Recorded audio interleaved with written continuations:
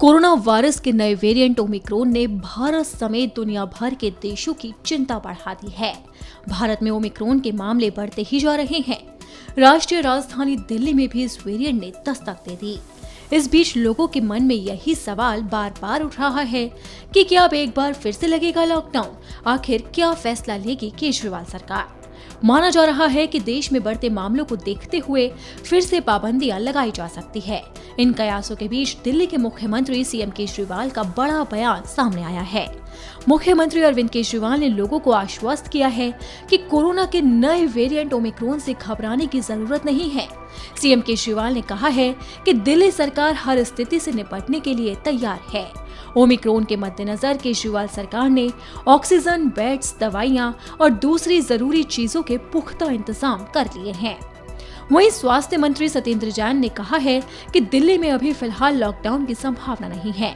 Corona के मामलों में इजाफा होने पर सरकार अपना खास प्लान लागू करेगी, जिसका पहला फेज तब शुरू होगा जब 1000 से 5 लोग संक्रमित होंगे। वहीं दूसरा फेज संक्रमण की दर 1% होने पर मतलब 1000 में से 10 लोगों के संक्रमित होने की खबर सामने आएगी। जैन ने कहा है कि फिलहाल दिल्ली में संक्रमण दर काफी कम है, ऐसे में लॉकडाउन की जरूरत नहीं है। वहीं कोरोना वायरस के खतरनाक वेरिएंट ओमिक्रॉन के बारे में बताते हुए स्वास्थ्य मंत्री सत्येंद्र जैन ने कहा है कि ये वेरिएंट बहुत तेजी से फैलता है, ऐसे में बेहद सतर्क रहने की जरूरत है। उन्होंने लोगों से मास्क पहनने और दूसरे कोरोना नियम पालन करने की अपील की है। इसके अलावा सत्येंद्र जैन ने कहा है कि जिन्होंने भी वैक्सीन की दूसरी डोज नहीं लगवाई, जल्द से जल्द लगवा लें।